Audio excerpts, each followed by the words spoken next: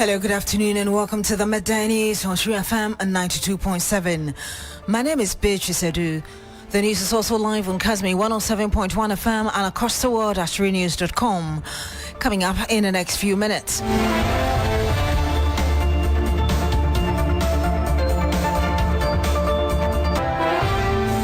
Accra High Court stops music icon Daddy Lumba's funeral from taking place in Kumasi tomorrow.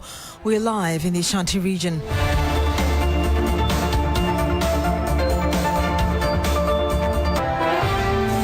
Also coming up, dissenting voices emerging following the Road Traffic Amendment Law to legalize the commercialization of motorcycles.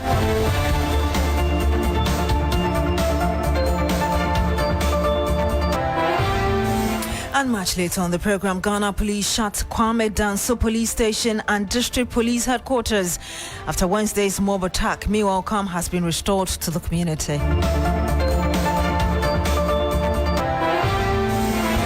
Thank you very much for joining us this afternoon. Commercial motorcycle and tricycle riders across the country are welcoming Parliament's passage of the Road Traffic Amendment Bill 2025. The new law formally legalizes the commercial use of motorcycles, tricycles and quadricycles, setting out clear licensing rules, operational standards and safety requirements for riders and operators. It also revises Ghana's legal alcohol limit for drivers and introduces tougher penalties for drunk driving. Reforms government says will sanitize the transport sector and reduce road accidents. Here are some concerns raised by some MPs on the floor of Parliament on the new bill.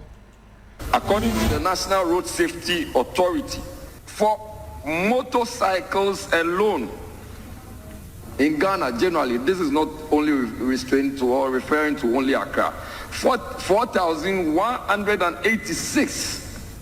So if you go to Kolebu Teaching Hospital, I have been a witness, and the way and manner their legs are being chopped off,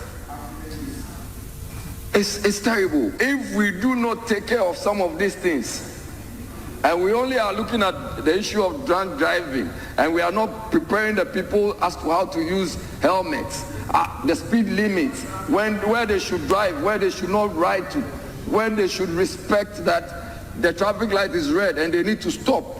And we do the usual politics, Speaker. We have ourselves to blame. Sometimes, especially when traffic lights are on, the red lights are on, motor riders, they think they don't care about it. It doesn't affect them. If you see them driving, if you are not careful, you crash onto them. So, Mr. Minister, deploy your security officers, make sure that there is sanity on our roads. Because by the end of the day, you have your car worth millions of cedis or dollars, and somebody will use an Okada or a motor bike worth 1,000 or 15,000 Ghana cedis, just crash with you, and even that motor cycle is not registered.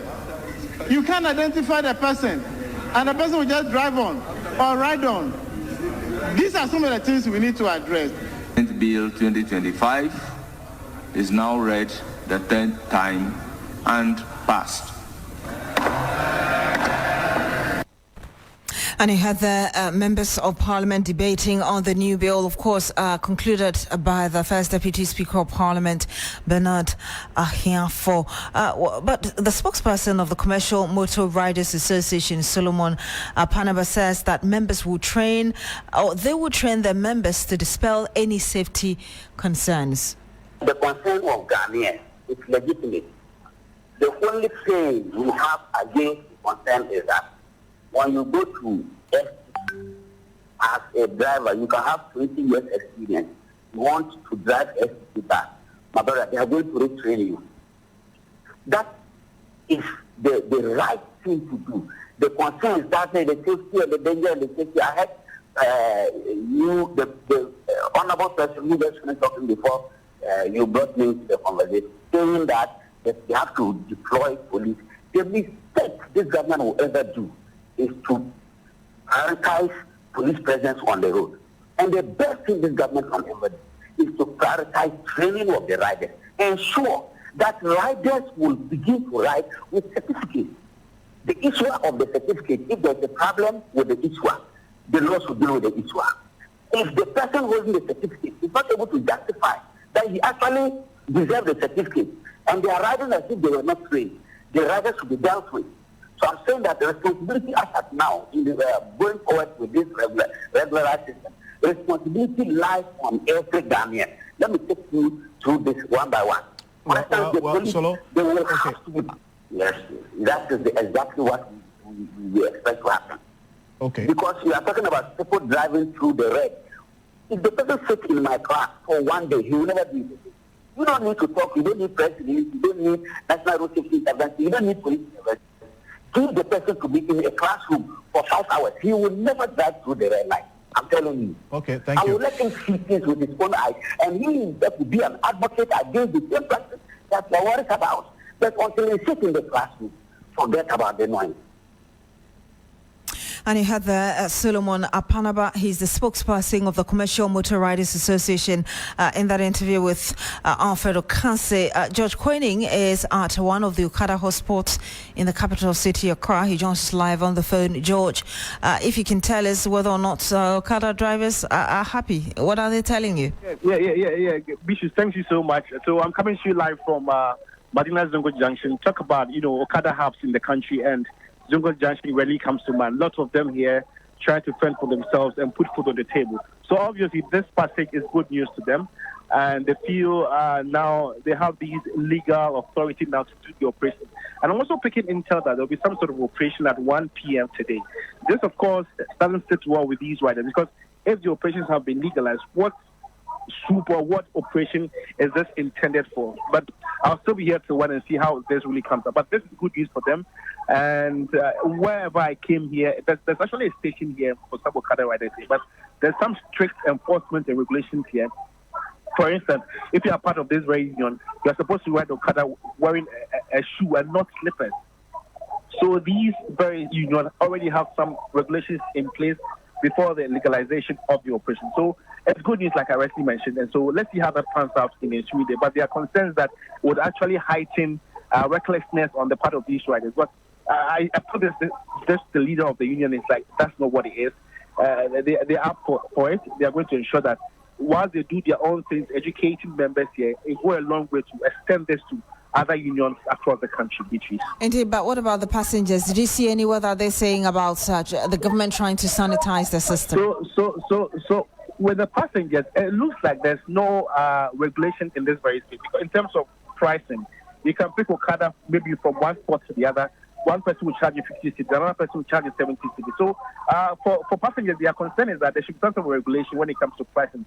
There should be equal pricing and not people just quoting their own pricing because there's no regulation in that way. So this is their major concern if it speaks to the passengers of Okada. Thank you very much, George Quening, reporting live from the Madina Zongo Junction. And if you're joining us on Facebook, we're showing you visuals of that area. Well, the Chief Executive Officer of the National Road Safety Authority, Abraham Amaliba, says the new regulation will sanitize the system and help bring discipline on our roads. He asked that new measures have also been outlined to ensure riders do not operate beyond the designated boundaries. Now that the law is passed, it empowers the National Road Safety Authority to begin putting in place some sensitization materials, some education materials to ensure that the Okada riders abide by road regulations. It will empower the enforcement agency, which is the MTTD, to also begin to clamp down on motorists, Okada riders who refuse to obey the laws. Once they are going to be unionized, they are also going to be given operational areas. The unionization will also mean that they would have their motorbikes, as it were, identified to a certain jurisdiction that they cannot go beyond, and they must ply their trade within that jurisdiction. So numbering is one, and they are also going to have reflectors. You have helmets, and there will be the number or the name of the union will be on the helmet. So there are several ways we will identify them with. If you are not a member of a union, the union itself will pick you out, because the union knows their members and they will pick you out. So the first line of security is the union members before even the police will come in. And you had there Abraham Amaliba, his lawyer and Chief Executive Officer of the National Road Safety Authority. Let's bring in Transport Safety Expert Dr. Godfred Achiadakwa. Good afternoon to you, Doc. Thank you so much for joining us. Good afternoon. Now, with commercial motorcycles fully legalized, I'm just wondering what, in your view, is the biggest safety risk that you believe Ghana must prepare for? Carpenters should expand their businesses because we are going to get a lot of debt. So hospitals should expand their facilities because they are going to get a lot of injuries. No one would tell me that the laws, if legalized Okada, will reduce the risk. Now, if you have the time, I would have asked you to wait on and let me give you when it is not even unionized, when it is not legalized, the number of deaths that have been recorded over the year. You can give us, because the Road Safety Authority has always said that motor accidents, a lot of them are led by these motorcyclists. So, but you can give us the data, yes. Yes, so they've given you the data. Go ahead with the statistics you have, sir. Yes, so it is sad for such a law to be passed. You cannot, I'm looking for the data, I'll get it back to you. You cannot pass laws to reduce the risk in this way, especially with the motorbike riding. No. So I can straight away tell you that it is a high risk area that the government is taking. It's going to affect the nation, and people are going to die. Now we are still about 6,000 persons dying over last year. I'm just getting the data for you. It is increasing. Why is it increasing? Increasing because the motor riders the motor Okada and those people are increasing their numbers. Why are they increasing? People who have taxis are not selling it to buy motorbikes because the motorbikes make more sales than the vehicles, the taxis. As a result, there's going to be increase in population of motorbikes. Let me tell you, people are going to jump into the operation of the Okada. And then what it means is that we have not expanded our road network. The road network remains the same. It means that there's going to be a lot of motorbikes on the road, and the vehicles will be knocking them anywhere. It will be knocking them anyhow. Two, he's talking about unionized. Unionized will not bring anything good to Okada. Does it mean that if I'm unionized, is it going to be unionized or localized? Local union. If it's going to be local union, are you telling me that Okada cannot ride from Accra to Akosombo? And if unionize, does it mean that you are going to even train them?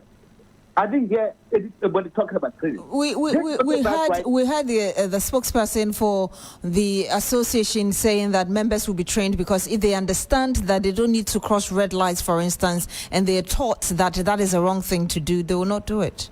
Hey, let me tell you something. This one is a fallacy. It's a fallacious statement. Look, we have been in this country for about 40 years. Then we are collecting data.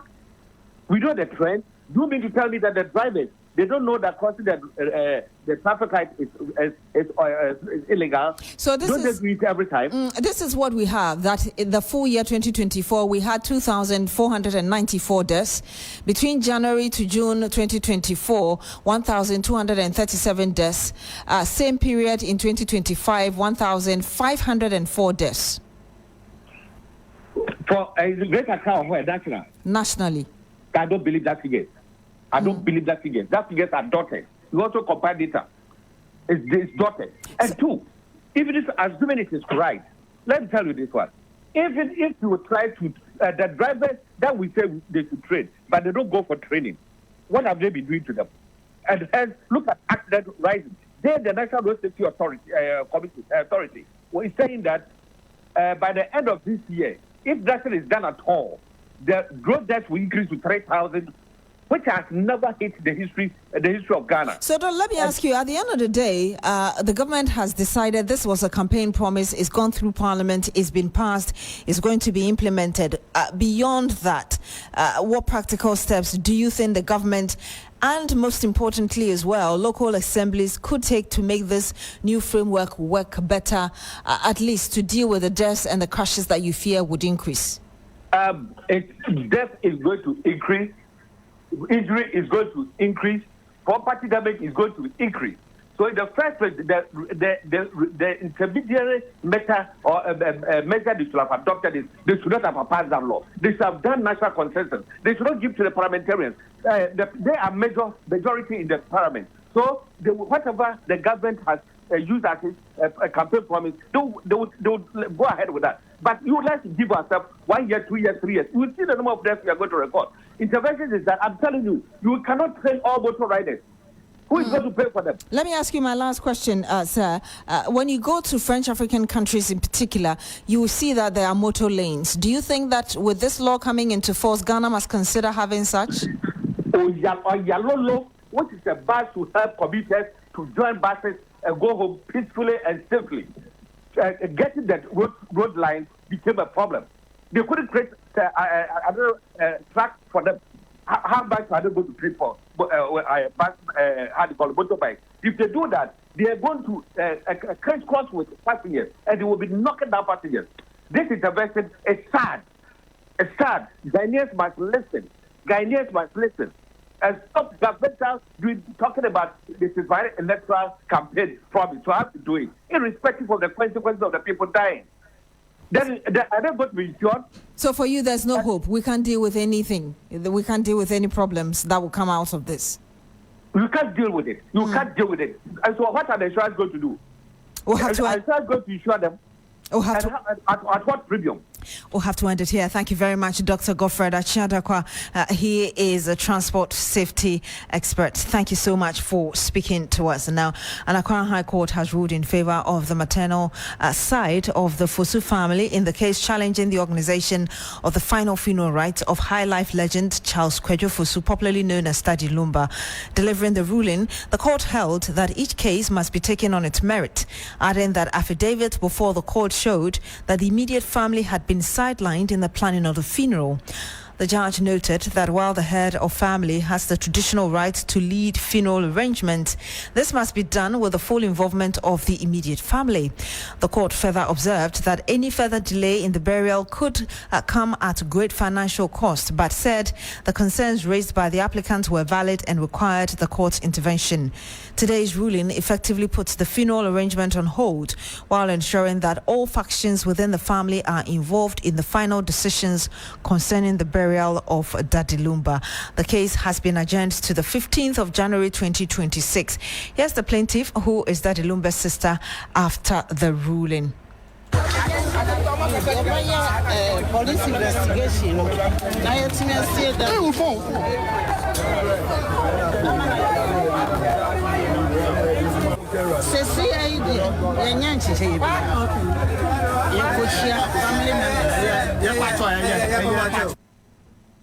And you had the sister of Daddy Lumba, obviously excited about the ruling and telling us perhaps a meeting with the family as the way forward in ensuring that there is some conclusion to this. Let's bring in our reporter, Deborah Abamesa, who was in court today. Debbie, just talk to us about the proceedings what happened at the court? Okay, Beatrice. So the Accra High Court has ruled in favor of the maternal side of the Fosu family, that is Daddy Lumba's family, the case challenging the organization of the final funeral rites of the High Life legend. And the delivering of the ruling, the court held that each case must be taken on its merits. They also added that the affidavit before the court showed that the immediate family had been sidelined in the planning of the funeral. And the judge also noted that while the head of the family had the traditional right to lead the funeral arrangements, this must be done with the full involvement of the immediate family, that is the maternal side of the family. So the court is saying that all parties should be involved in the planning of the funeral. And the court said that observed that any further delay in the burial could come at great financial cost, but said that the concerns raised by the applicants were valid and required the court intervention. So the judge is saying that the first respondent is restrained from organizing the burial of the Daddy Lumba. The first respondent is the Ebusuapini, and the third respondent is also restrained from releasing the body to any of the parties of the family. Now, the first respondent is also said to convene a meeting within 3 weeks, bringing together all parties and stakeholders to collectively plan and fix a new date for the final funeral rites. And they also raise an issue of funds being drawn for Daddy Lumba's account. So the court says that the funds raised from the funeral must be separated from the personal account of the late musician, and the applicants have been instructed to meet the registrar to sign an affidavit as directed by the court. Debbie, I know one of the lawyers in this case spoke. If you could tell us which lawyer it was, and then we'll hear from that person directly. Okay, so the lawyer is the lawyer for Enetu Fosu, who is the sister of Daddy Lumba, the maternal side of the family. Yes. It is not coming on the 13th tomorrow, as announced, because the court has seen that it is through what the plaintiff applicants were alleging, that they had been sidelined. They who are the immediate family members have been sidelined. And also the court recognized that there was an ongoing police investigation which must be allowed to be concluded. Determine the cause of. To determine the cause of the true cause of death, because as you have heard, there have been conflicting accounts. It is important that we all know of a certainty whether the man died of natural causes, and also it is important so that the family will have proper closure. Yes. So that is the decision of the court. How with the investigation with the police? Well, yes, the police has started investigation. You all know that the police has invited various parties involved in this matter and taking their statements. The police investigations are ongoing. And you heard one of the lawyers in the Daddy Lumba funeral court case. Earlier, you heard our reporter, Deborah Abamensa, who was in court today to tell us what happened. Let's go to the Ashanti region now. We know that the funeral was initially slated to begin this weekend. Ibrahim Abubakar is my colleague in Kumasi. He joins us live from there on the phone. Ibrahim, what can you tell us from the Ashanti region regarding what's happening? Well, mixed reaction. Some are clearly unhappy with the court decision to injunct the funeral. Others also believe that that is the right way to go. But currently at the grounds where the funeral was expected to happen tomorrow. And I can tell you that preparations are about 75 to 80% complete. All canopies mounted, carpets being laid, everything, days being mounted, everything. It was left for them to arrange the chairs. But as I speak, they have halted the work since the information came in that the court has injuncted the funeral. But a lot more people are here. Some came to observe what is happening. Others, like I said, are clearly disappointed because they have prepared for tomorrow and only for this to happen. So we don't know. The information I'm picking, in fact, is on two sides. While the other information I'm getting is that the funeral is likely going to happen tomorrow despite the court decision.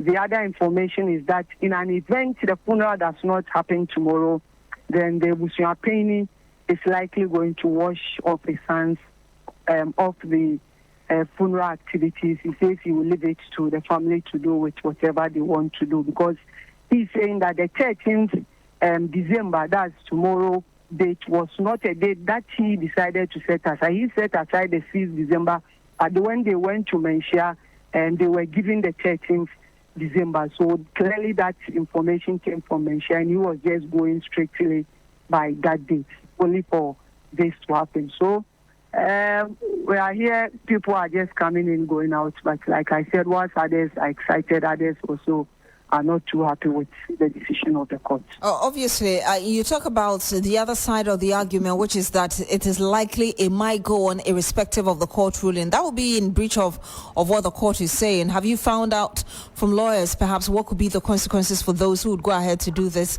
irrespective of what the court is saying?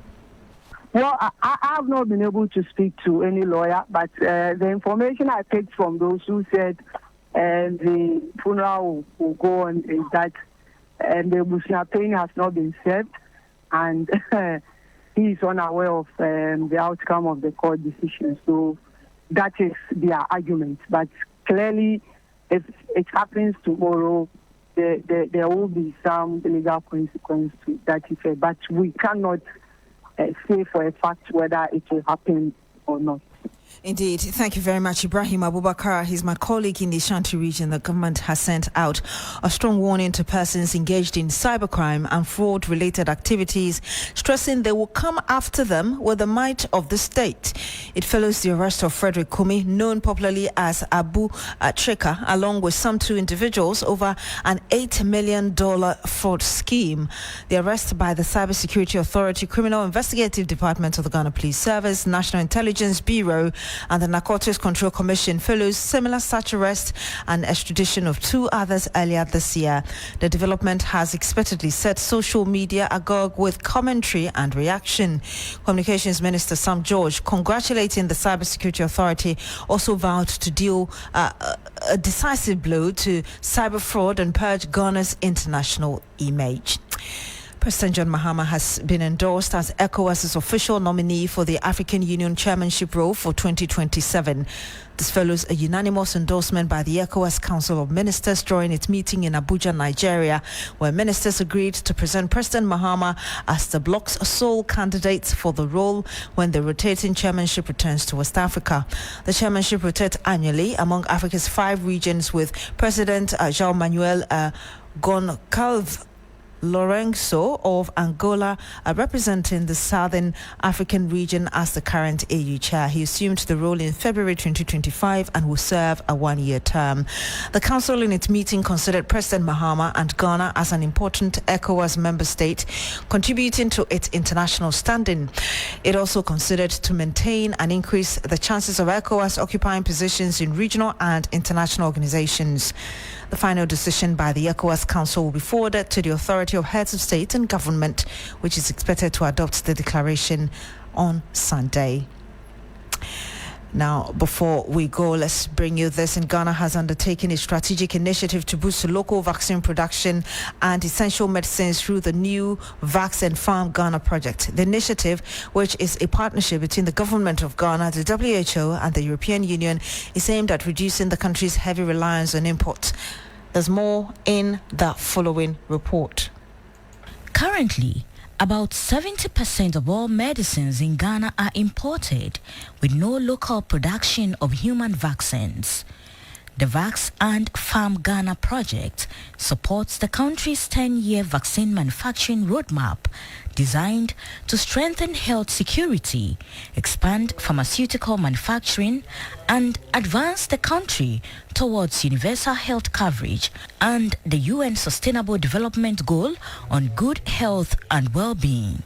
At the launch, the WHO country representative, Dr. Fiona Braka, called the project a defining moment for Ghana and Africa, noting that while the continent holds 25% of global vaccine demand, it produces only 0.1% of the supply. She said this dependence cannot continue and praised the project for aligning with WHO's regional framework to improve local production and regulatory systems. The Vax and Farm project will be looking at the national medicines policy that will be revised to take into account all the different aspects that will enable safe and effective products here. We also have initiatives regionally that are going to contribute to regularization or harmonization of products. The European Union, through the Team Europe initiative, is also providing investment and technical support, backing Africa's target to produce 60% of its vaccines locally.